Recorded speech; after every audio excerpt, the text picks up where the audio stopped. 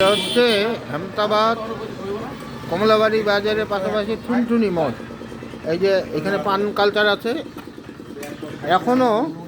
এই যে কাচের গ্লাসে চা, এই কাচের গ্লাসটা উঠে গেছে, এখন কাগজের কাপ আর আমাদের ওইখানে মাটির ভাঁড়।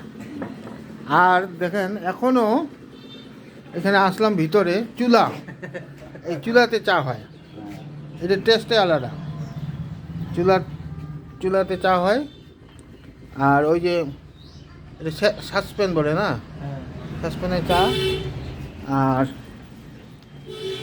এই যে পানের কারবার দেখেন কত কিছু আছে। এই যে পান, পান খাবো।